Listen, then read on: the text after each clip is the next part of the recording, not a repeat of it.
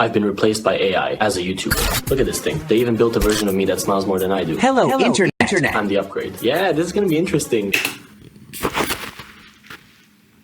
What the f?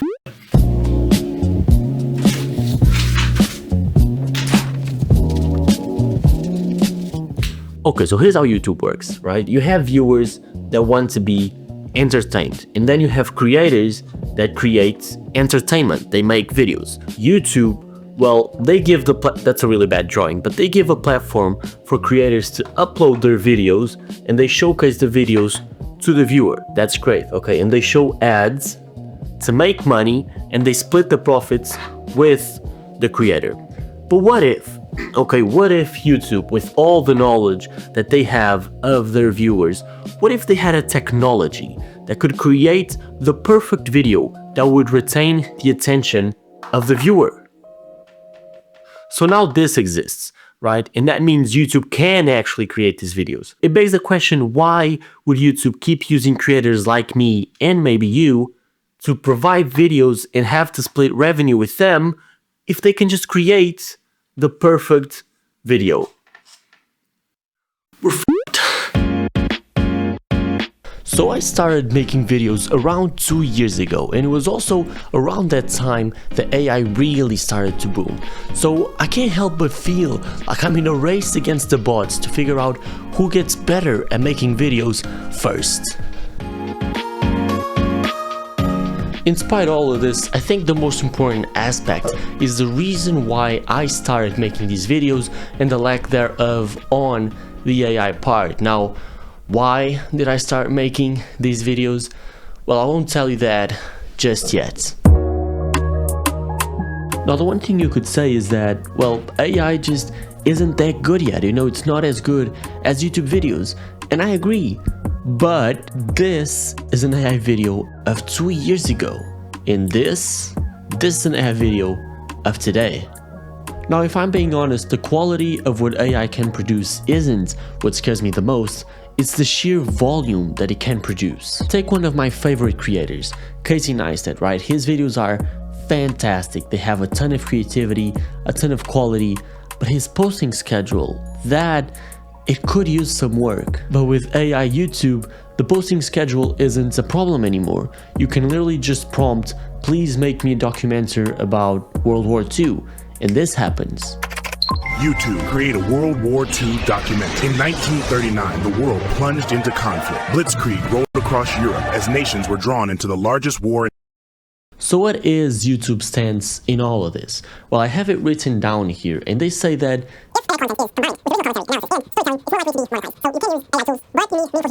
something like that. Whatever. This doesn't matter, okay? The point is that companies will follow the customer. And in the case of YouTube, the viewer. The viewer is the one who holds the power. If YouTube were to show you a video of your favorite creator and it looked like an original video, but it had a little tag on the bottom left corner that said AI, would you watch that? I'd watch the first time just to see what it really is, but after that I wouldn't watch it. Because to me, I watch the videos on YouTube because I know there's someone, a real person there expressing themselves, talking about their life experiences or just doing an idea they thought it was fun and it was original. If I know it's AI, it just takes away from that. It's not real. I just don't feel a connection, and a lot of people watch because they feel a connection, but there's people who maybe don't care and they'll watch anything. They just feel entertained either way. But for me personally, no. Now, I was born in 2005, so that means that I'm a part of Gen Z, and I actually think that we are probably the last generation that grew up without any AI in their lives. So what that means for future generations is that they won't be able to tell apart real content from AI content. Naturally, as a creator, the one question that comes to mind is, will there be any content that is 100% AI proof? To me, there isn't. I don't watch AI contents, so everything to me would be AI proof. But for someone who doesn't care and would watch anything made by AI. Maybe there isn't AI-proof content because those people will just watch anything. But what if we just saw the video bike lanes from Casey Neistat. Yes. I think we can all agree that that's the pinnacle of creativity that a human being can have, right? I agree, yes. If we are to assume that YouTube will be filled with AI videos, do we think that that type of creativity will just be gone from YouTube, that every video will just be a repetition of what already exists? Well, the remaining real life creators, they'll still have that type of content. But if YouTube just decides, oh, they're not profitable, we don't want you here, and they just get rid of them, and they just fully use AI, then I think, yes, that type of content, that type of creativity won't be on the platform anymore. So I've been using the Sora app for about a week now, and here is my proudest possession.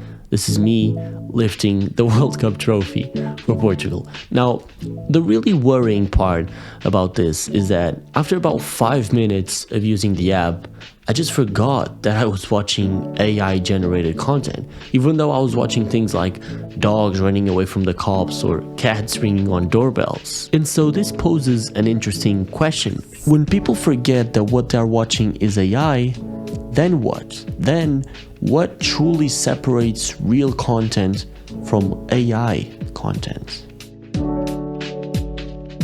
So going back to the beginning of the video, the reason I started making content was because I wanted to share my experiences and the lessons that I learned through them with other people so that they didn't have to go through the same struggles as I did. I call this the human factor, because in a world where the internet will be filled with AI content, with just about any topic that you can think of, real creators with real experiences and real stories, there will almost be kind of like little solar systems in the endless and infinite space that will be the dead and cold internet in the age of AI. When I click on a video, I like to know that a human brain is behind it. I like to know that a brain has battled with the topic that I'm watching for hours and hours on end, and then condensed it into a 10 or 15 minute video. That, to me, that's the value of YouTube. It's something that no AI model will ever replace.